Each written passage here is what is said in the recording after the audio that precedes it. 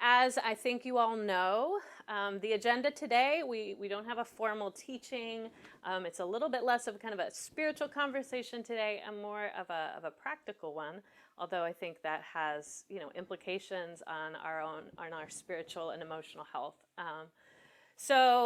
We are talking about a proposal that Haven Leadership has been working on actually for the last couple of months on what resuming in-person gatherings could look like. But before we kind of get into that plan, I just want to kind of address what might be the elephant in the room, which, and you can go to the next slide, Jay, is kind of why are we having this conversation now? Aren't cases on the rise? Have you all been reading the headlines this week? And I just want to name that up front. Yes, the timing might seem odd if you've been following the week's news on why we're even talking about this right now. So I want to acknowledge that.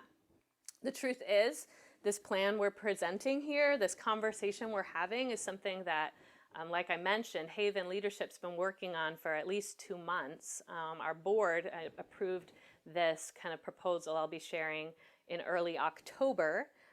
But for a number of reasons, part of it was my family's move, part of it was election uncertainty. I'm kind of wanting to wait till we got on the other side of that.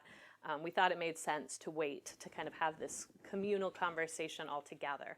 So the plan has been developed before the recent surge in cases. It's also been developed before the recent news about an effective vaccine potentially coming online. So all of that, I think, is a reminder that I just want to kind of begin with, that the COVID pandemic is like an unfolding reality, right? There's a lot that shifts, even from week to week, and any plans we make, we're going to have to hold lightly and adjust them based on whatever the current data is telling us at the moment. And as I hope you'll see in the proposal as I lay it out, and as Elisa lays it out, that the kind of we have attention to our local situation here on a week-by-week basis kind of built in to the whole plan. So I just wanted to kind of ground us in that. So why are we having this conversation again? A couple of reasons, I think.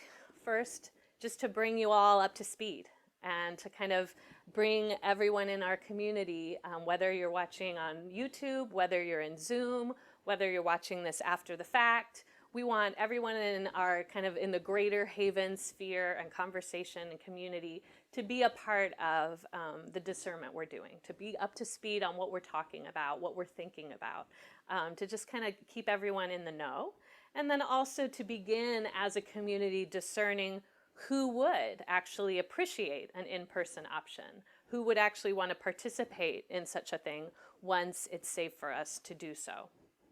We know that virtual church has been a lifesaver for Haven in a lot of ways, but we also know it has real limits in its capacity to serve folks. So virtual church hasn't worked for everyone.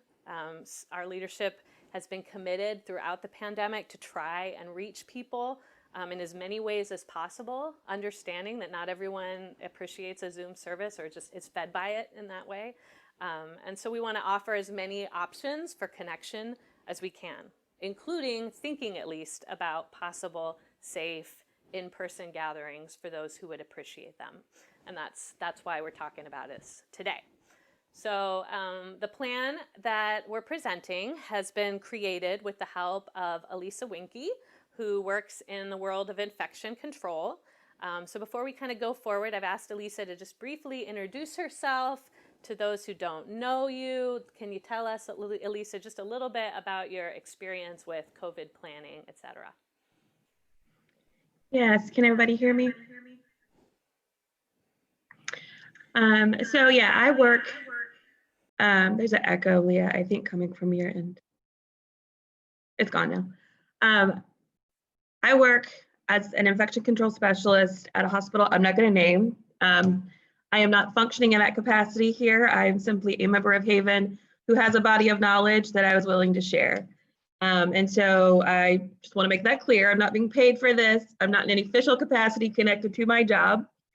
But I have been working in infection control for over 3 years and started the pandemic planning for where I work back in January. So from the get-go, I've been a part of this from the early part where we knew absolutely nothing, to now where we have a much better grasp of the science of how this thing spreads and what we can do to mitigate that spread. So I've been basically living, breathing, eating COVID since January. So I'm very familiar with the ins and outs of it. And I'm just going to offer what I can to Haven. Thank you, Elisa. We are so grateful for your willingness to share your knowledge and your expertise, your background with us, and I think it's a real gift to our community. So, with that being said, again, as part of this kind of just laying the groundwork for this conversation, before I kind of start into the plan itself, I also just want to name a few intentions for this conversation, just to kind of ground everything and make sure we're all kind of on the same page about what we're even talking about here, or what we want to keep in mind with any of our conversations around this topic, because I recognize this is like real sensitive stuff. So first of all, first intention is we will proceed with caution, keeping in mind the needs of the most vulnerable among us. That is going to be a given, okay? Number two, we will continue to offer virtual gatherings or ways of joining virtually as long as the community needs. So we will not be replacing virtual gatherings. The only thing we're talking about is potentially adding some in-person options. We will respect public health guidelines in all of our in-person gatherings. So we will not be doing anything that is contrary to kind of what our local public health officials are telling us is appropriate right now. And number four, we will not expect anyone to do something that makes them feel physically unsafe. Okay, so we want to just be wary that, and aware that different people are at different places in terms of their risk and vulnerability and comfort level, and we want to honor all of that.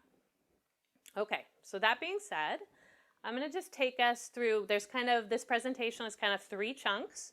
I'll be doing the first and the third, and Elisa will be doing the second. So I'll just kind of take us into our first chunk of the presentation. And I will say up front, all of this material we're going to be sharing right now is also in written form, and we will share that with you in the next couple of days.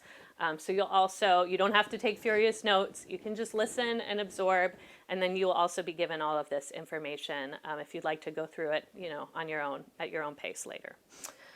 Okay, so first off, just let's take a look at the big picture of what reopening might look like. First, I'm just going to kind of give you the zoomed out version of a total framework for where we see potentially going. So this is kind of like the big overall blueprint. What I want you to know is that this plan has been prepared to work with California's blueprint for resuming activities in communities throughout the state. So as you may be aware, early in the pandemic, every local municipality was kind of trying to figure things out on their own or on the county level. And then somewhere in the summer, Governor Newsom, the state government kind of took took a hand that kind of brought everyone more into the same system. And so, we've had this tiered system in which kind of cases in local counties are being assessed each week, and each county is assigned a tiered level of kind of exposure. And those tiers then impact what each local county what is permissible in the local county. So our intention is to follow that guidance for anything we would do. And so any movements that happen in regards to kind of our local status here in the Bay Area are going to affect what we would potentially even be open to trying. Does that make sense?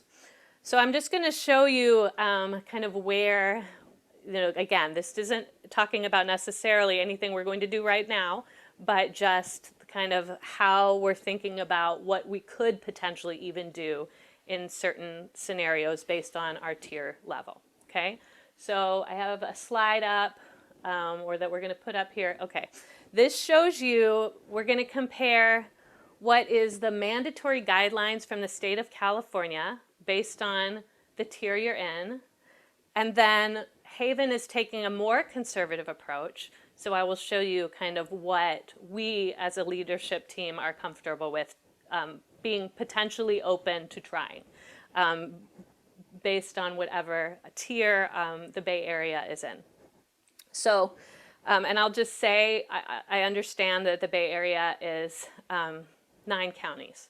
And so for the purpose of this conversation, how we're thinking about it is ultimately we are waiting for kind of all of the Bay Area counties in which people in Haven reside to be at a state together. So if Alameda County is a tier behind some of the other counties, then we're not going to be engaging in an activity at a higher tier level until we kind of all could be there. Does that make sense? Hopefully that makes sense. So as it comes to the state guidance, we're using what do they ask of places of worship. So we're talking about guidance that's issued not for social gatherings. This is specifically guidance that's issued for communities worshiping together. And so in tier 1, which is the purple tier, the recommendation is outdoor only with modifications. So that means that technically, even at the purple tier, a church is allowed to worship outdoors with social distancing, etc. We, as a leadership team, do not feel comfortable with that. And so we have opted to, when any of our Bay Area counties are in tier 1, we would only be offering virtual meetings. The next level up is tier 2, that's the red category. Technically, the state of California, says that you could potentially, as a church, offer worship gatherings indoors with modifications such as 25% capacity at the max or 100 people, whichever is fewer. We are, again, not going to be doing that, even if the state says that would be permissible in tier 2. Instead, what is being proposed is potentially outdoor gatherings of less than 12 people. And then, of course, again, virtual meetings would continue. The third tier we look at some point, potentially, would be if we got to a place where all of our Bay Area counties were in the orange tier, tier 3, then the state says a church could operate indoor with modifications now up to 50% capacity. At that point, we would not be comfortable with that, but we would potentially, with an outdoor meeting of less than 50 people, which for our community might be all of us, we're kind of, on the cusp of that, or an indoor meeting of less than 12 people potentially, or virtual meetings. And then finally, the fourth tier, if we were ever to get there, which I'm not sure is likely, but we'll see, is the yellow tier, tier 4, in which case, again, a church is allowed, open indoors with modifications.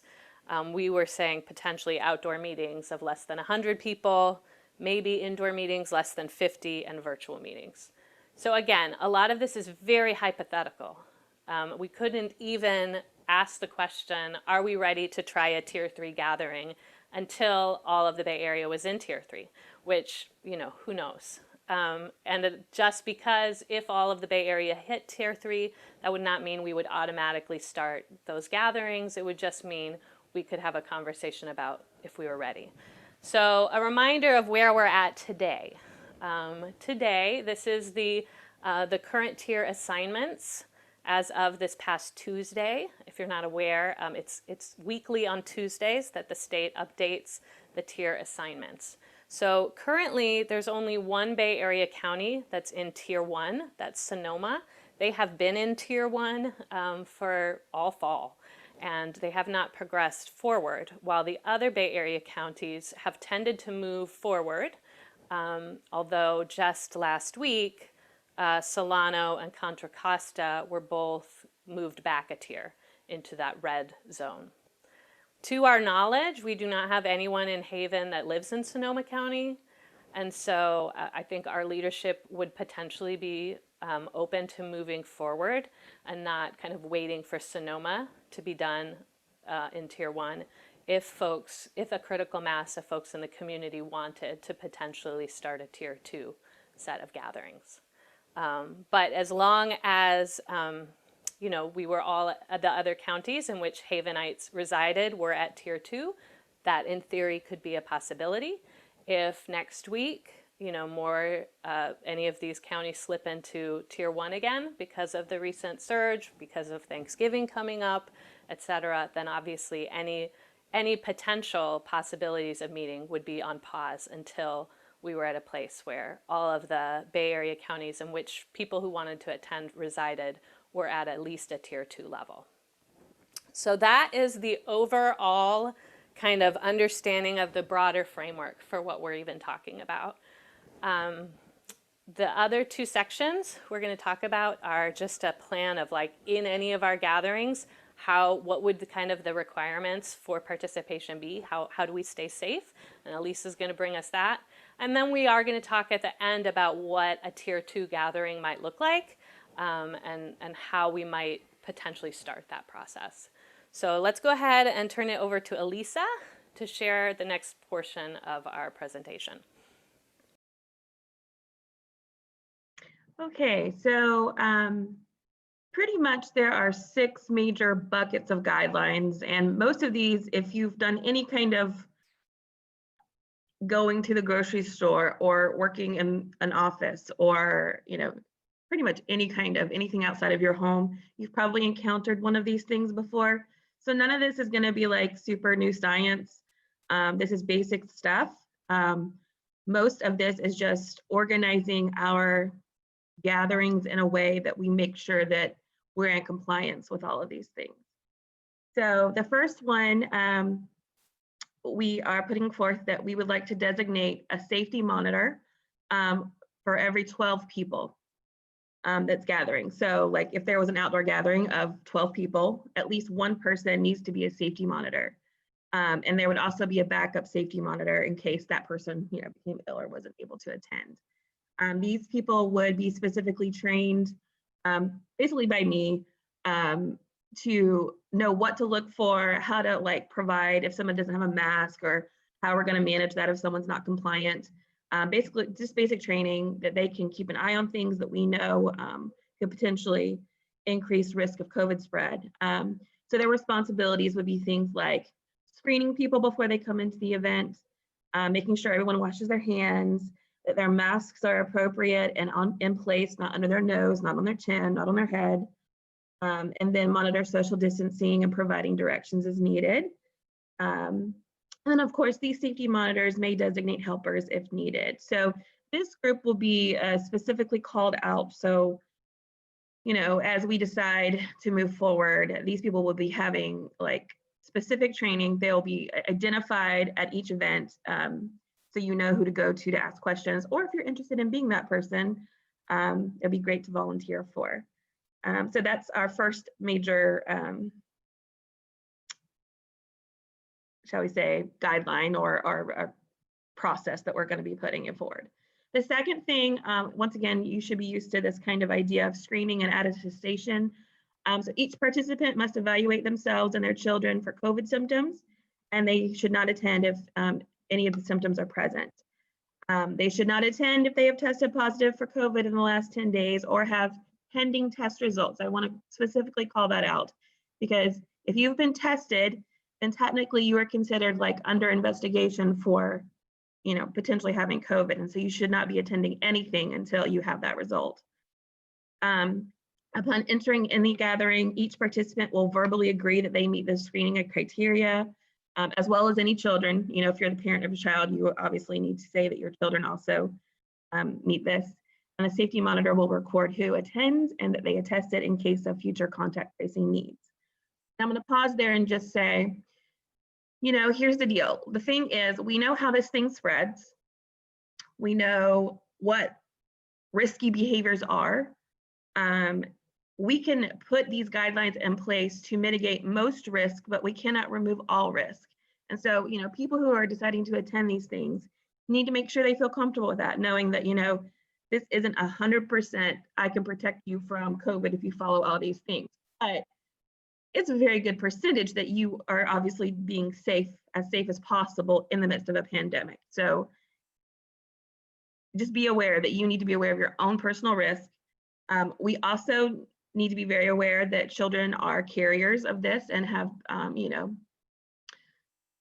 runny noses, and they have coughs, and they have all these things. And so if your child is showing symptoms of any of that, please don't be like, oh, they just always have allergies.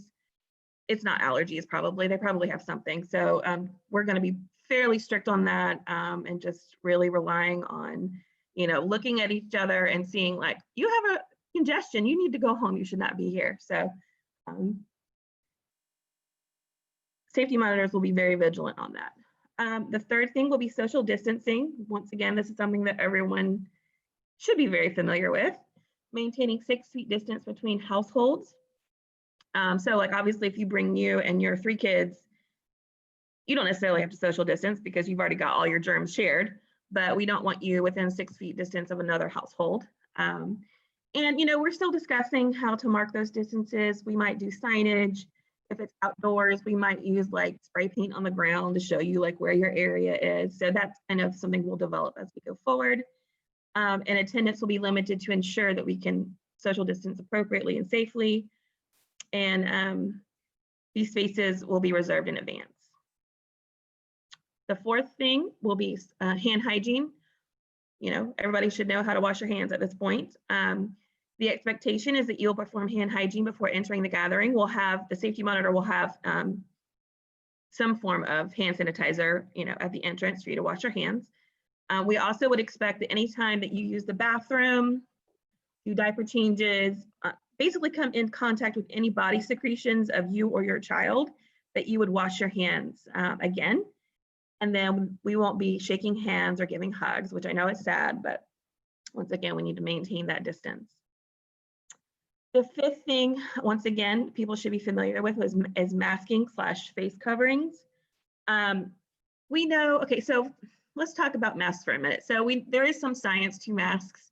We know that hospital grade masks, PPE, are the most effective, but we don't necessarily all have access to those, nor should we necessarily all be using those.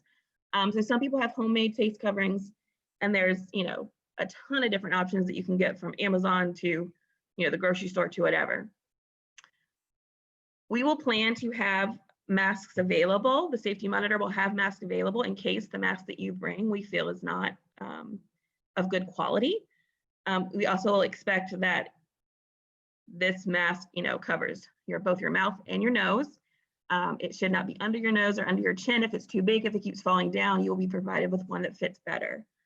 If a person has a medical reason for not wearing a face covering, that'll have to be discussed with Haven leadership, but pretty much if you are having a medical reason for not being able to wear a mask, you likely should not be at the gathering, but that can be discussed if needed.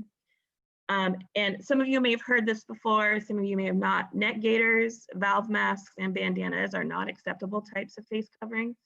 Neck gaiters basically don't protect you. So if you're using those, toss it and get something much better. Valve masks, the problem is that those valves, while they filter your air, you are blowing air out of that mask that potentially could be infectious to other people. And then bandanas, they just don't fit snug to your face. So those 3 things would not be acceptable. And like I said, Haven will provide appropriate mask and face coverings for participants when they're unable to provide them. And of course, if anyone is not compliant with these things, they will be asked to leave. That will be the safety monitor responsibility. The last piece of this is managing children. Children are germ factories. I work at a children's hospital. I'm very familiar with how easily children, carry germs. But specifically in these types of gatherings, whether we're talking outdoor, indoor, it doesn't matter. Children are under the responsibility of their parents for maintaining social distancing and face coverings, obviously if they're older than 2 years. And while I understand that there could be challenges with that, like I said, I work in a pediatric hospital. Children can be compliant with this. They just need to be taught appropriately. If parents aren't able to keep children to these guidelines, the safety monitor may ask them to leave the gathering to maintain safety for all participants. And any child that becomes ill during the gathering will be immediately removed from the gathering. So if your kid spikes a fever, they start having a runny nose, they suddenly start vomiting, any of those things, pretty much we would request that that child be taken home for their comfort and just for the safety of everyone. So those are basic guidelines. None of that, like I said, is any like super science. It's basic stuff that we've all been doing. I think the key here is just we will have designated people to be monitoring these things, and any non-compliance, a person would be asked to leave. So Leah, if you want to take it from there. Helpful, and again, I'm really grateful that for your participation in creating the plan and your help helping us, understand how we can be safe as possible. So now I'm going to go ahead, and the third part of this is just talking a little bit about, for those who would like to potentially start some sort of tier 2 gathering, what would that even look like? What are we actually talking about?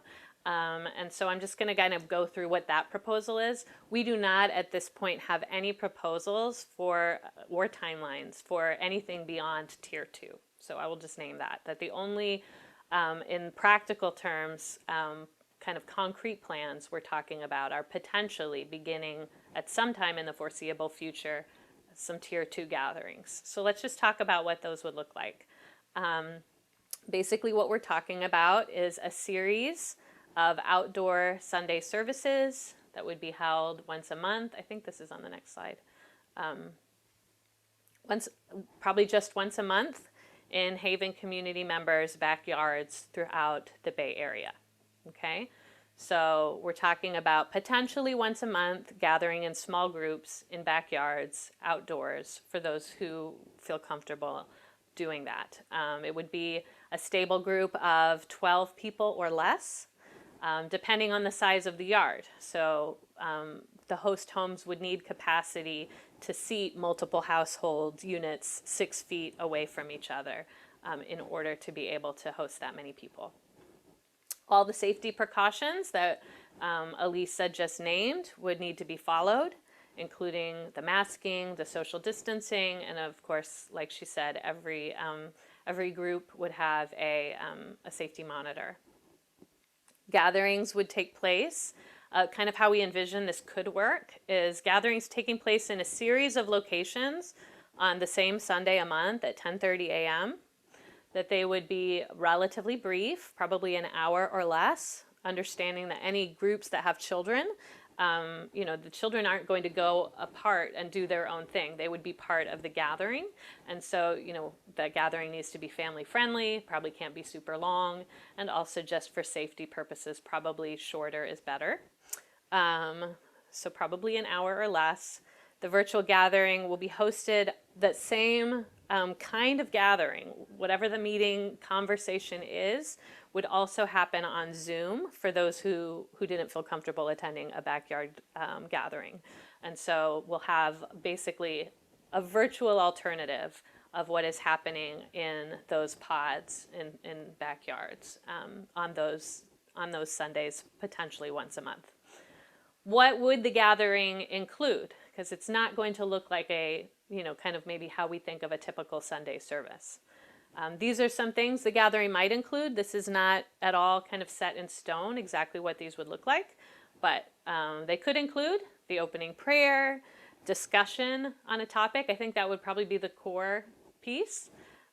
Readings or reflections shared, a story for kids if there are kids involved in a particular pod, prayer for personal concerns of folks in the group, communion if we use individually wrapped elements.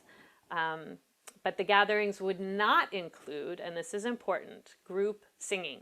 We will not be singing in any of these small groups together.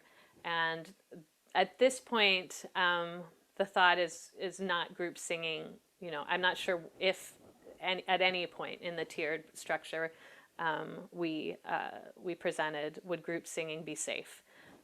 It's still certainly not in tier 2, I think we're saying. There won't be a sermon. I won't be at more than one group potentially. So we won't be expecting sermons to be preached in those gatherings. It'll be more of a discussion, a community discussion. And we certainly won't be featuring like a shared potluck meal. That would not be a safe activity. If folks would like more social connection, you could imagine potentially the group decides, or at least some of the folks in the group, to go on a walk afterwards, to go on a hike, maybe even to have a picnic, as long as there's no shared food and distancing is maintained. But ultimately, Haven, that would not be part of the official Haven meeting. We would not necessarily have safety monitors or anything at those kinds of, kind of tacked on social gatherings. We would be asking people, to make their choices and be responsible. So that is kind of the potential, this is what Tier 2 could look like. We do have a timeline for potentially giving it a try and deciding, is this something we want to move forward with? So here's what's currently being proposed. Today is the 15th. We're presenting this whole plan to the community. Then we're going to spend the next 2 weeks kind of disseminating the information, processing it, thinking about it, asking questions, and ultimately then completing a survey that helps our leadership understand where different people are at in terms of their interest level, their comfort level, etc., in any of these phases, and in participating in gatherings at Tier 2 or beyond. But specifically, we'll be most, concretely looking to who is actually hoping to do this sometime soon. And if there is a critical mass that is interested in starting, then we have proposed potentially a pilot Sunday that would take place a month from now, December 13th. And that pilot Sunday would be just an opportunity to try. Maybe it's only one group, maybe it's 2 or 3. We see how many people are interested and how many site hosts are interested. And if the numbers line up, then we potentially do a one-off. We see how it goes, we evaluate, and then we consider if we would like to move forward with a more monthly set of gatherings, in the new year. Now, all of that is based on case counts being where they're at and not a lot worse. If our tiers start slipping into the purple, then certainly we won't be doing a pilot Sunday in December. We will probably start with a pilot Sunday before committing to anything long term, but the date would be kind of a TBD, based on wherever we're at. So that is kind of currently the overall trajectory. We expect that people are going to need time to digest, to process, to ask questions, and we want the next couple of weeks to be about that before anyone feels like they have to commit to anything. And so we're going to do some of that this morning, but again, I know this is a lot of information you've just taken in, so I also just want to make myself available. If anyone would like to do a follow-up conversation, we can book time during my office hours or find another time that works for you. And if needed, I can shoot questions to Elisa as they come up if I'm not able to answer them myself. But ultimately, I'll give you I think I have one more slide. If at some point we did start, this is what I envision maybe a Tier 2 monthly rhythm might look like at some point. And again, this is all hypothetical, we'll see. But perhaps we end up having like 2 virtual Zoom services a month, like what we're doing now. Zoom, YouTube, teaching, singing, all of that. 1 set of backyard gatherings a month, plus a virtual version for those who would prefer that. And then maybe 1 Sunday off a month. So maybe we would have a rhythm like that, early in the new year. It's hard to say at this point exactly. All right, so what we're going to do now is we're going to take, I think, 15 minutes in some breakout groups. And these breakout groups are intended to be an opportunity for you both to process what you just heard a little bit together, but also to identify some questions that you potentially have. And then we'll have another 15 minutes or so that Elisa and I can field some Q&A. So I'd love you to invite, to kind of decide amongst the people in your breakout room, a secretary who's open to writing down, what are like a couple of questions that your group decides, oh yeah, it would be helpful to hear about this from Elisa while she's here, or from Leah. And then I'm not going to guarantee we'll be able to do all of them, but when we come back from the breakout, we ask you to put that secretary to put those couple of questions from your group in the chat, and Jeannie's going to help us kind of moderate them, and we'll try to get to as many as we can. All right, and then and then like I say, we can always follow up if there are other questions we didn't get to today. That might be an email coming along with the other written materials, etc. We'll do our best to address those questions in the next week so that you have all the information you need to kind of, think about how you want to participate in any of this or not. All right, welcome back. Thank you guys for taking the time in your groups. Hopefully that was helpful. We've got about 10 minutes or so that we could field some questions. So we don't have a lot of time, but anything that, if there's some questions you guys are dying to have answered, and my sound's not working? Everything, we're okay? If there's some questions we're not able to get to now, Elisa and I can take a look at them, and we'll do some FAQ that we get, we'll do it in written form and get you the information you're looking for in the next couple of days. So yeah, if you want to go ahead, if your group had a couple questions they wanted to submit to Elisa and or I to answer, if you want to just put those in the chat now, and then Jeannie, you can let us know, maybe what to see if we can answer.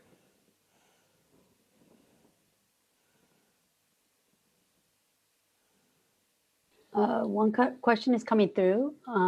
Should certain people self-select out that are high-risk groups, meaning that they are going to work on a daily basis, etc., and might be considered more at risk to other people in the community? Elisa, do you want to answer that? I think that's a challenging question. I don't know that we specifically as Haven can offer specific guidance on that. I think you need to know, if you're a nurse who's working on a COVID unit every day, I might not want you to come to all our gatherings, but if you're a frontline worker, but you're following all your guidelines of masking and hand washing and you have no symptoms, I think it's fine for you to come. But I think the most part, that's going to be a personal decision. But I think if you have concerns that you might be posing a risk to the group, that could be a conversation maybe between me, Leah, and whoever that person is to discuss if you're really concerned. I think that's really great that you're thinking through that. But there's a lot of specifics to that. So I don't know that I can give general guidance other than maybe just come to us on a one-on-one basis and we'll talk it through. That makes sense. Sounds good. Do we have other questions? Yeah, a question from a couple groups is coming through about cross counties meetup. Is that something that will be happening, cross counties? Yes, we are not necessarily saying that, at least my understanding, that you have to go to an event in your current county. I think part of the reason to wait until all of the counties are at kind of the minimum level for whatever tier we're talking about gathering in is understanding that people will be potentially crossing county borders. Is that kind of how you're thinking of it, Elisa, too? Yeah, and in the beginning of the pandemic, where the counties were really limiting how far you could go, 5 miles, 10 miles, a lot of that's no longer in the guidance. I mean, I think you definitely are encouraged to be safe in the decisions you're making, but we basically are creating that framework for you. And so if we're all at equal risk across county lines, there's no greater risk for you going 30 miles versus 10 miles because we're all at the same level.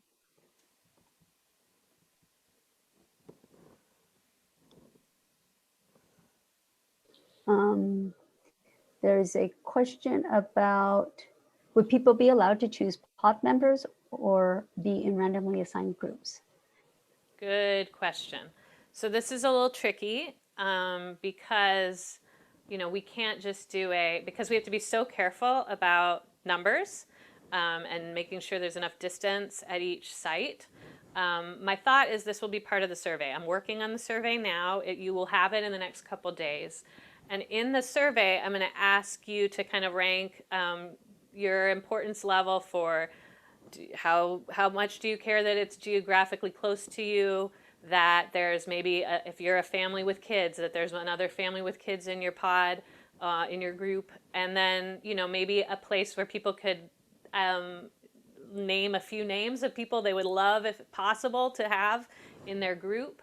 I can't get, and and kind of like, what's your preference? Like, how strong are any of those things to you in terms of your placement? Because we can't just probably do a sign up sheet of like first come, first serve for this group. I think the reality is we're going to have to kind of work together to engineer some groups that will, allow for enough people at each site. And so, yeah, so it's going to take a little creative planning. But I'm hoping that we can, kind of bear with each other and try to make as much space as possible to allow folks to indicate, I'd really like to be in a group with so-and-so, and we'll see if we can make that happen. I can't guarantee it, but we can try. Yeah, and I would just add that if you have certain roles, say your job has requirements, like a household limit exposure, or if you are following a very specific, like this is my pod of people, I'm not talking to anybody outside of it. Those are things that we'll have to discuss. And I see a number of questions popping up about that, about pods making their own rules and all of that. I think my response to that, and Leah, you can add to this, is simply if you have those kinds of restrictions and you already have that pod established, I don't see any reason why that couldn't be its own group. We are not going to dictate anything stricter than what we've provided. And anything stricter, I think, would have to be a discussion within that group. And I don't necessarily want to get into all the details of that, but those are kind of my first thoughts on that. That makes sense. Yeah, I think that it's totally possible that we can connect people who, and your group may end up choosing to take on another level of, of kind of guidance that we're not necessarily asking. But I don't think we would kind of want to endorse less, right? Yeah.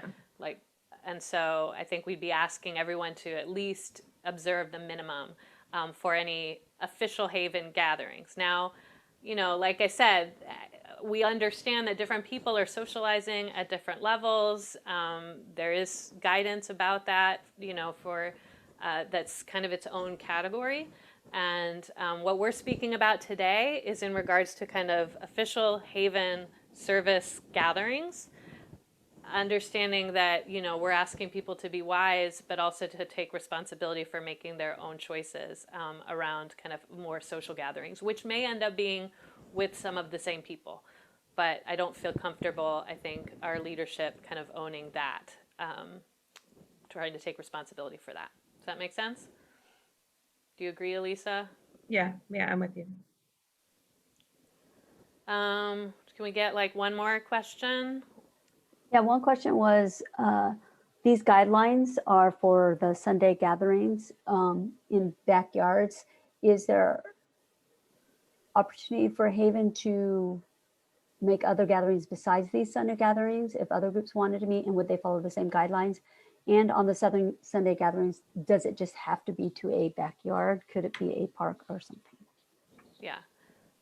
In theory, it could be a park. It doesn't necessarily have to be a backyard. That has come up as part of the conversation. I think that the challenge there is like bathroom usage and potential exposure to other people. And so I think, if somebody feels like there's a site that they would love to do a group in, but they don't have a backyard, I think that too is an option. Like maybe it's something that we would want to hear about, and Elisa and I could discuss with you about the viability of that site. as a potential outdoor gathering space. In terms of the other piece, other gatherings.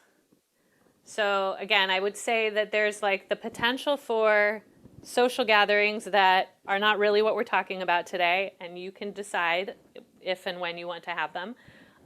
In terms of potential, like a small group meeting outside of this one Sunday a month, that might be more of an official kind of small, Haven gathering. I think that that's possible. I think that there are tier two, but this is like, I think that's not what I think we're not necessarily ready to totally launch into that, but I think it could be something that comes online. I think we want to go slow. And so we're talking about a pilot. And then if we get good feedback about that and the leadership agrees it's time to move forward, you could imagine that maybe some of these pods will decide we're going to do one Sunday a month and one Wednesday afternoon, evening, or Saturday, or whatever. And as long as the guidance is followed, I think ultimately that's probably fine. But I think right now we kind of want to go slow. Yeah, and I would say that there's a difference between a Haven designated gathering and then you having a social function with Haven people. Those are two separate things. And so this is very specifically like, this is a Haven sponsored event. Anything outside of a Haven sponsored event would just be your own personal social guidelines. And that's up to you to decide, just as you've already been doing. And we wouldn't necessarily put the Haven name to that. Just because you might all attend, or most of you might attend Haven, that doesn't mean it's a Haven event. Does that make sense? And I would, the small group thing, if it's like, if it was, the Peninsula small group or something, we'd have to really talk about it. I mean, that's a large group. So, who are you inviting, that kind of thing. And then once again, in a tier two, we're only doing outdoor gatherings. So that wouldn't be an indoor thing. And just, this is extra information, but indoor gatherings, the reason we haven't made any plans for that is there is new guidance from the CDC about needing to be in well-ventilated areas. And like, honestly, I don't even know what kind of ventilation that Washington's gym has. So like, I don't know if it would be considered well-ventilated. So those are things that we haven't even discussed. So as far as Haven sponsored things, I think it has to be pretty strict within what we're launching now. But outside of that, it's kind of your own managing your social bubble. Sounds good. We're kind of out of time, but I also want to, if there's something that feels really pressing that it's important we answer now, I'm open to it. Or we can just try to address anything we didn't, in a follow-up. Jeannie, you have any thoughts? There's just one that I'll pose. A comment was that the recommendation that has been publicized of late is to limit gatherings to 3 households. So what about the concept of limiting numbers by household rather than number of people? So I'll just name this, and Elisa, you can jump in.